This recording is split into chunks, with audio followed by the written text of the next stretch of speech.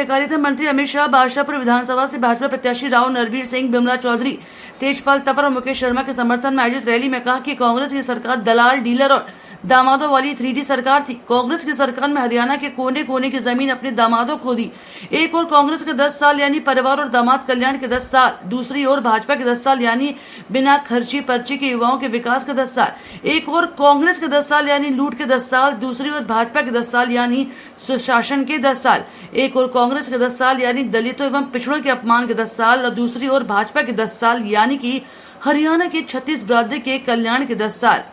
इस मौके पर जिला अध्यक्ष कमल यादव, निवर्तमान विधायक सत्य प्रकाश जरावता आदि उपस्थित रहे। शाह ने कहा, कहावत है कि अनार 100 बीमार। हरियाणा में कांग्रेस की स्थिति भी ऐसी है। भूपेंद्र हुड्डा कहते हैं कि वे मुख्यमंत्री बनेंगे। उनके युवराज कहते हैं कि पिताजी आपकी उम्र हो गई है, मुझे बनने दो।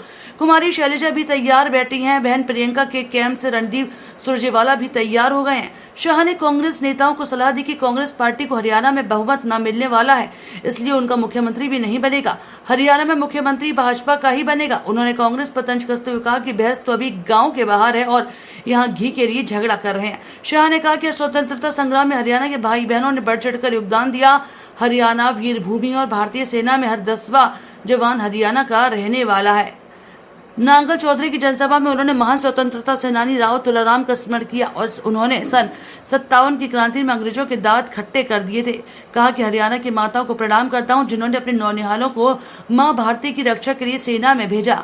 वीर भूमि से ही हरियाणा वर्ष 2014 में नरेंद्र मोदी ने देश में परिवर्तन लाने के लिए चुनाव प्रचार शुरू किया था।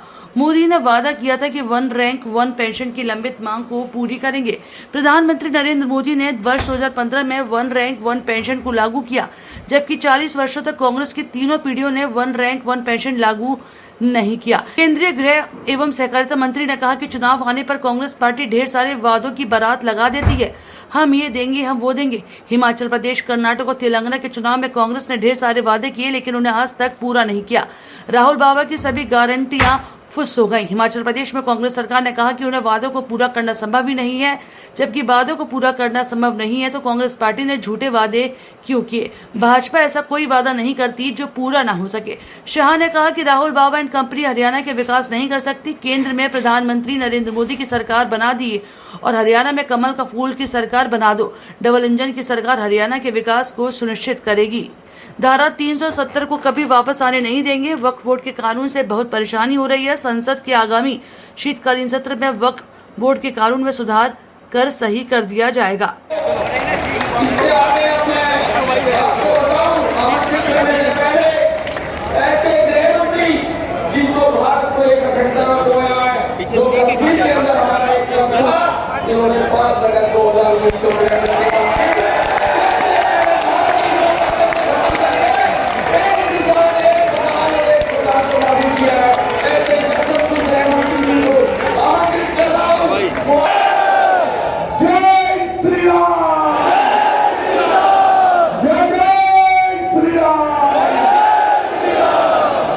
मंच पर उपस्थित श्री सत्य प्रकाश जरावत जी, श्री कमल यादव जी,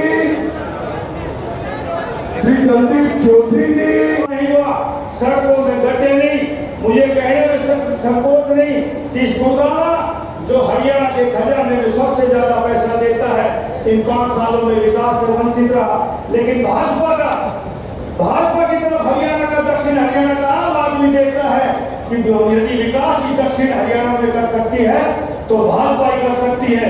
आज का ये जनसभा आपको ये दर्शाता है कि हरियाणा में चाहे कोई नतीजा है, ये दक्षिण हरियाणा की तकरीबन सीट भारतीय जनता पार्टी की झोली में जाएगी और देश का नाम नरेंद्र मोदी जी ने दुनिया में किया है। मुझे विदेशों में घूमने का बहुत बड़ा अवसर मिला।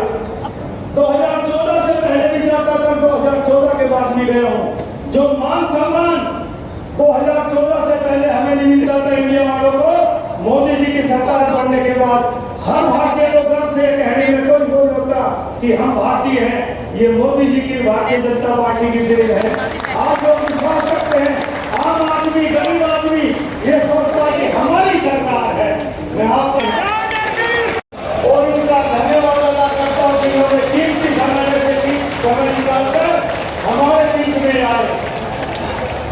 माननीय मिश्रा जी, ये गुड़गांव जिला वो जिला है जब हरियाणा बना तो 7 जिले पंजाब से आए थे, उनमें एक गुड़गांव जिला था। आज हरियाणा में 22 जिले हैं। जो जिले आज से 15-20 साल पहले बने, उन जिलों में भी वो विकास के काम हुए जो गुड़गांव में नहीं हो पाए।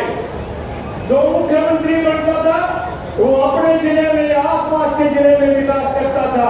ये वो गुड़गांव जिला जो हरियाणा के खजाने में सबसे ज्यादा पैसा लेता है, रोजगार में और विकास में वंचित रहा। लेकिन मुझे याद है 2014 में भारतीय जनता कि भाई नौकरियां जो है वो पर्ची बंद करो, योग्यता के आधार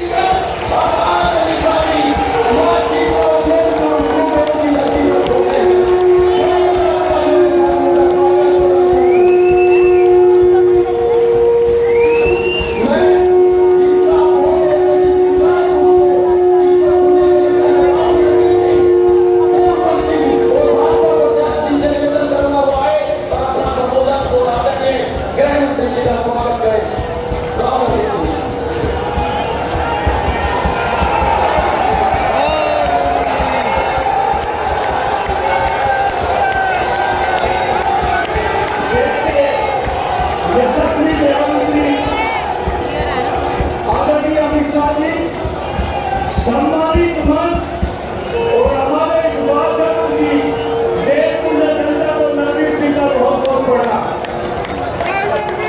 मैं गृहमंत्री जी का अपडेट एक बादशाहपुर में मैं कहकर जाता हूँ, आप तो क्या, आपकी 3 पीढ़ी भी 370 को वापिस नहीं। कश्मीर हमारा, ये कश्मीर में फिर से कश्मीर का झंडा लाना चाहते हैं।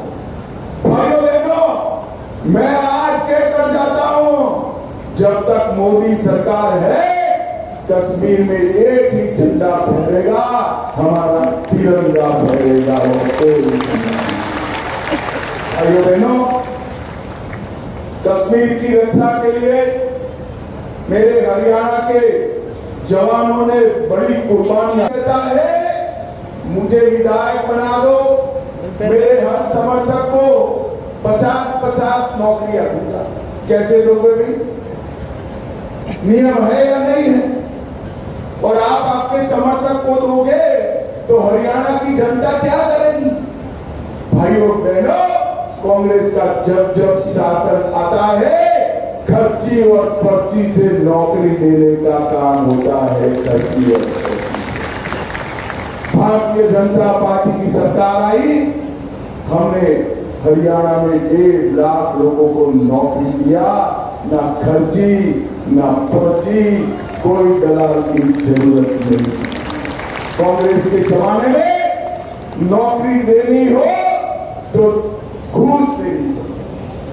इनके दल्ले आ जाते थे, दलाल आ जाते थे, घूस मांगते थे।